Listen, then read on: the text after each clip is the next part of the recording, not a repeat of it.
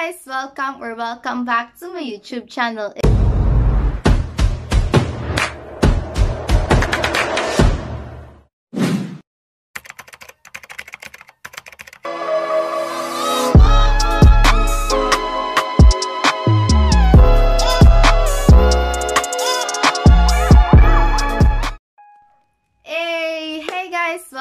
Welcome back to my YouTube channel. It's me, Mika. So for today's video, I will be doing a new normal makeup look because as we all know, there is a pandemic going on right now. So dapat nasasanay na tayo or na-adopt na natin kung ano man yung nararanasan natin sa ngayon. And kahit na gusto natin mag-inarte, it is important to follow safety guidelines. Dapat mas inuuna natin yung safety and health natin. So for today's video, I will be doing a mask-friendly makeup look. So ganito yung makeup look na na-achieve ko. So if you're interested, just keep on watching. So, let's start. So, as always, ang una kong ginagawa kapag mag-i-start ako mag-makeup is maglalagay ako ng hair velcro because hair velcro can help you to hold your hair in place. So, hindi magiging sagabal yung buhok natin kapag once na nag-start tayo sa ating pag-makeup. Then next, maglalagay lang ako ng alcohol because it is important to sanitize our hands first before applying makeup on our face. So, bago tayo umawak sa ating mukha, kailangan muna nating isanitize yung kamay natin. So, first, I'm going to moisturize my face and I'm going to use this Aqua Moisturizer from iWhite and I'm going to put it on the back of my hand, then apply it.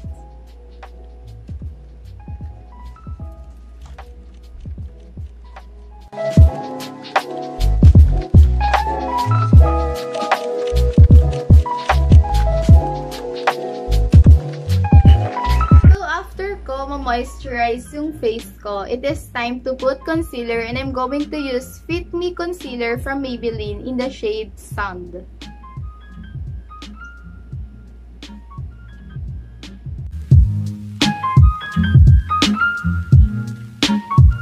So, sabi ko nga kanina, this makeup look is for wearing mask only. So, ngayon magfocus lang tayo dito sa ating eye area. And because ditong part ng ating face is matatakpan ng ating mask. So now, magpo-proceed na ako sa aking eyebrow and I'm going to use this eyebrow pencil from Essence.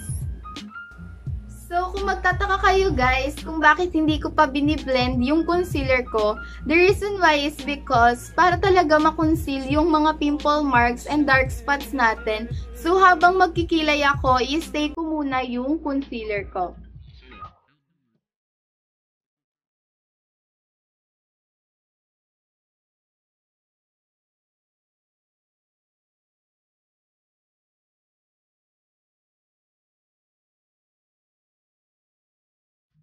Then ngayon, sa kabilang part naman ng ating kilay.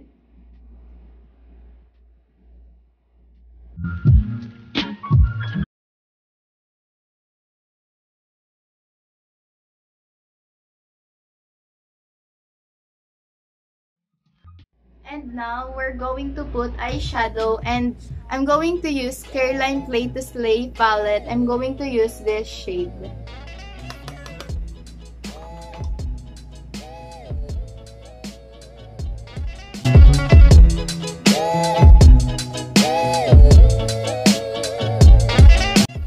Gagamitin ko din itong shade na to.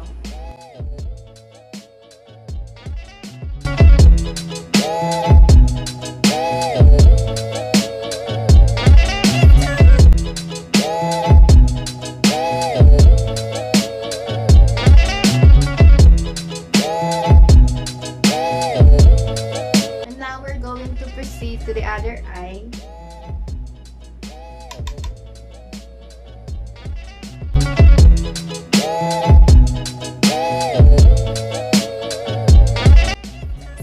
Tapos na tayo sa ating eyeshadow. So, ganyan lang yung eyeshadow na ginawa ko. And it's time to blend our concealer. And I'm going to use this brush.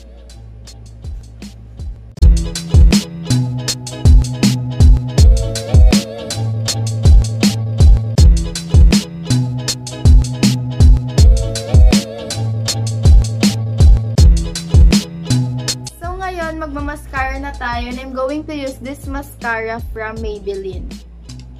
So, magka-curl muna ako ng aking eyelash.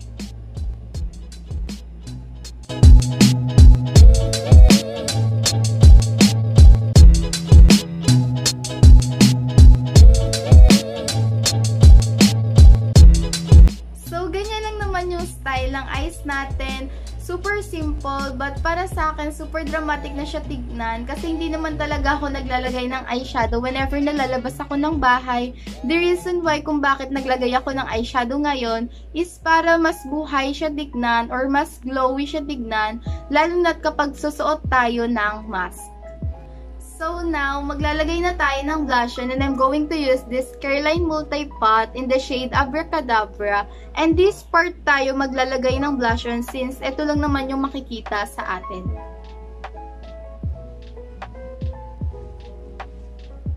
So, i-blend nyo na lang siya ng pataas. So, unti lang yung nilagay ko guys kasi super pigmented niya talaga.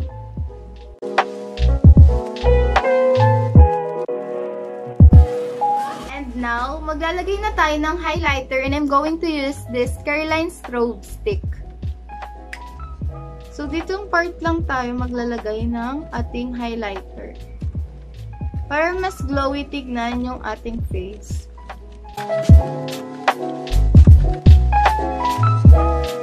Naglalagay din ako dito sa taas ng ating pilay.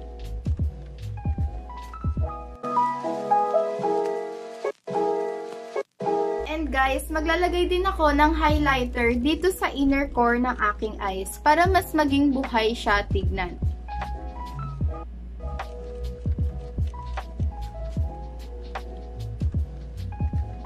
So, ganyan lang siya guys.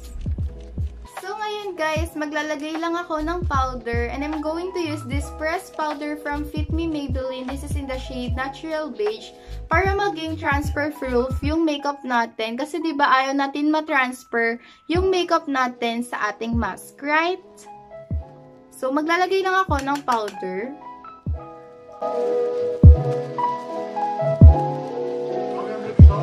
And sa ating neck para pantay yung kulay natin. And that's it. So guys, ito na yung ating makeup look. And it's up to you guys kung gusto nyo maglagay ng lip product. But I suggest kung maglalagay kayo ng lip product, it's either lip tint or yung Super Stay from Maybelline. Kasi super transfer proof niya guys. Hindi talaga siya mag-transfer dun sa mask nyo. And sobrang tagal niya talaga mag-stay sa lips. So, ang gagamitin ko for my lips is this Super Stay Ink Crayon from Maybelline.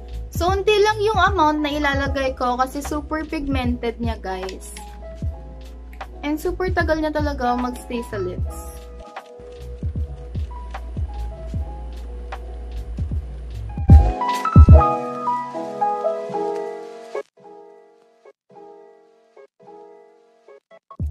And maglalagay lang ako ng lip tint from Lynn Cosmetics. This is in the shade Cherry Red dito sa part ng ating lips.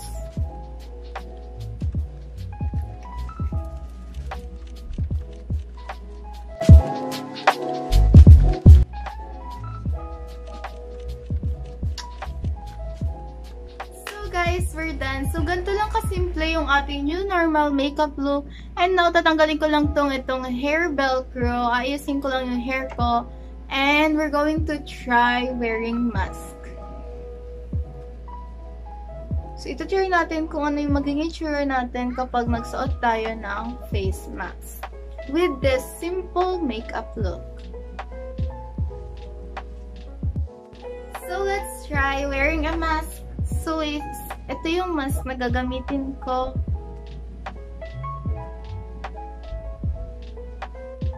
So, as you can see, yung eyes lang yung focus kapag nagsuot tayo ng mask. So, ayan. Ganyan yung itsura niya. And, naglagay ako ng lip product kasi para kapag every time na tatanggalin nyo yung mask nyo is mas presentable pa din kayong tignan. But, this is optional, guys. It's up to you kung maglalagay kayo ng lip product. So, ganyan yung itsura niya, guys. So, let's try kung ano yung itsura niya kapag tinanggal natin yung ating mask. Oh, yeah.